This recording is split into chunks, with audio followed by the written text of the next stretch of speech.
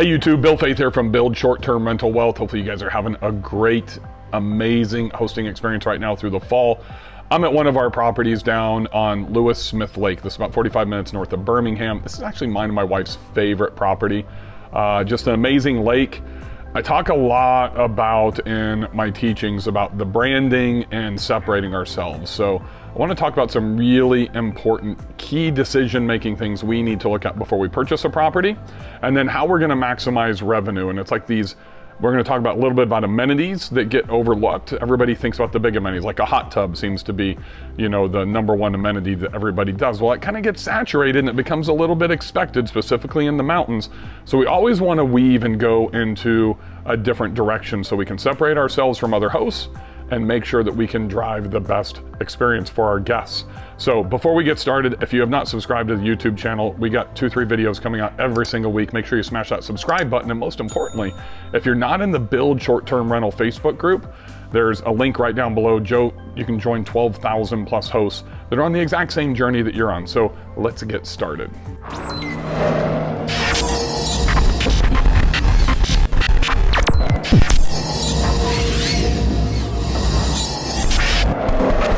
All right, so let's dive right in. And some of the things that become really, really important is the amenities that we add into our properties. So there's some that are really overlooked. A lot of people think about, as I mentioned in the intro here, the hot tub from an amenity standpoint, and those are great, and they're search items. And that's one of the first things that I want you to do. And this really starts before you purchase a property. What I want you to look at is really make a checklist, and this is in my evaluation process, the way that I evaluate every single property, is I want to look at the amenities that are available within the house that I'm looking to purchase, if it's a single family home, on site, if it's condos that I'm looking to purchase in, or apartments in an urban area. But then I want to look at the competitors. So what I do is I go in and I just pull the top 8 to 10 competitors inside of AirBNB when I'm doing my research, and I have a spreadsheet and a checklist. So here is the amenities that I'm looking at that the property currently has. Then I'm looking at the top and I make a second column. Okay, they have a hot tub checklist for that. Do they have a pool checklist? Do they have, as you can see here, kayaks, stand-up paddle boards, Sea-Doos over here? Not that I rent those, but there's a lot of things that I'm going to look at to check off those boxes. So some of the things that become forgotten, and the reason I'm doing this from this property is about 13 months ago, this was the first property that I installed a coffee bar. And I'm not just talking about a coffee pot or a Keurig, an actual coffee bar. And hopefully Chris will pop up and show you an image of the coffee bar right here, because it's something that my wife branded. I did not, if you follow me, I don't drink coffee, I'm a Diet Coke guy.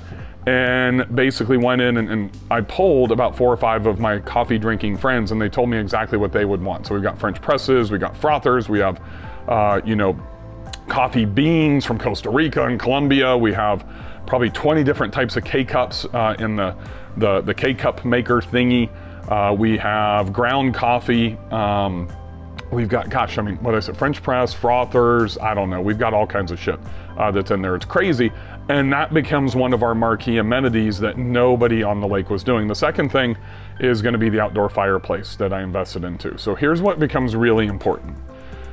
The amenities start before you even get inside of the property.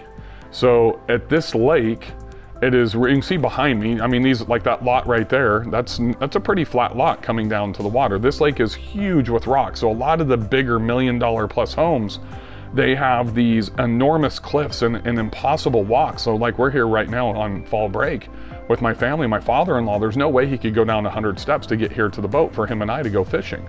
So a flat lot is an amenity that is so desirable and something that should be leveraged in our marketing, right?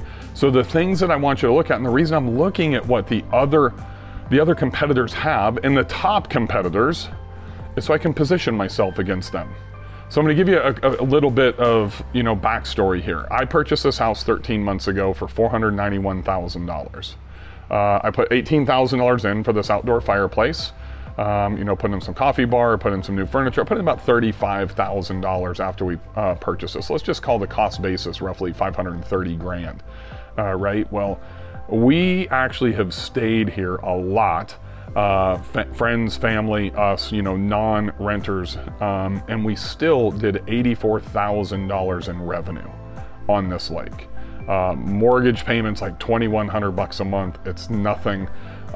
We had a pretty solid net income out of this to the tune of right around, I think it was $39,000 in net income on $84,000 in gross rental income revenue. And that's right in line with the rest of my portfolio. I try to do about 45%. But that factors in that we're here for fall break, we were here for spring break, we were here for Thanksgiving last year. Our in-laws, my in-laws have been down here quite a bit, like almost 60, 65, 70 days. I don't really know exactly the number. So it's been a sound financial investment, hence why I'm buying another house on this lake and closing literally in, I think, 11 days. So, but the thing that I look at here is amenity. We're in the Bankhead National Forest. Location is critical. Views are critical. If I walked back up to the house, and you can go into the Facebook group and literally just type in Paradise Point, that's the name of the property, you can see the walkthrough that I've done on the house. I'm not going to go into it here, but when you pull into the drive, up underneath the carport, you can see through the glass front doors, you can see through the glass back doors on the deck right out and see the water. That is something that is huge from an amenity standpoint. The flat lot. Being in the Bankhead National Forest, there's literally free places to go and hunt within like 2 miles from here. There's trails everywhere. The access to the water. These are the things that we need to think about from a marketing perspective. There's nobody around this area that's doing short-term rentals. That's a whole nother thing as well. This is not the high traffic area part of the lake. So I purchased up here because of all those things. So I market privacy, seclusion. Even though my internet only works 50% of the time, I don't advertise internet, so that is a +1 when they get here and they can connect to internet. Because like if you're on Verizon right here, you have zero service. It's impossible to get service. So we undermarket and over-deliver. On the amenities, we have a s'mores kit, we have the fireplace, we have the fire pit as well. We don't tell our guests about the s'mores. Actually, we do. I don't think maybe that is a +1. I have to go back and double check, but my wife brands this. It's branded inside the kitchen. There's these kits, they're already ready for them. Another thing nobody on the lake supplies is firewood. And this is something that's simple. I see way too many people that are investing into fire pits, investing into, outdoor fireplaces in these areas, and you guys aren't supplying firewood. Literally, I've spent like $600 on firewood for a year here. That is such a small investment from an amenity standpoint, from a review standpoint, from return guest standpoint. Those are the things that I'm looking at inside of the amenities. They don't have to be huge $18,000 outdoor, fireplaces. For me, this started at my first beach house with literally, going in and, buying a golf cart that was like $5,700, $6,000, and literally raised my ADR by like $73 a night. Think about that. That's less than 100 nights, and I'm getting my return on investment. So if you think about this from a business perspective, you think about, okay, I'm going to make X investment. I think I'll be able to increase my ADR by Y. This is what my return is going to be. Then the second component of that is you think about the leverage, and this is a critical word. What is the leverage that you're creating from a marketing and a positioning standpoint that your competitors don't have? And that's how you evaluate, and that's how you implement. So just really simple things like with the kayaks, or where's the life jackets? Well, right behind me, there's a dock box and there's life jackets inside the dock box. We do provide the s'mores kit. We do have the coffee bars here. I do have the fire pit and the outdoor fireplace. But for me, and the guests are like, the reviews are, man, they've thought of everything. We give them sunglasses, we leave sunblock, all these types of things in our welcome gift. They have all this stuff. They have the flat lot. We give them the wood. Exceptional directions on how to get here, because it is, and this is one of the cons, right? It's 3.5 miles by gravel road.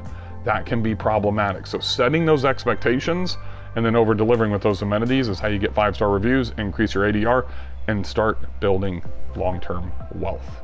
So if this has been helpful for you, make sure you smash that subscribe button, join the Facebook group, join 12,000 hosts that are there.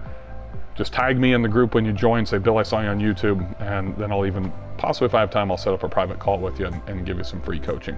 Have a great day, everybody. Happy hosting.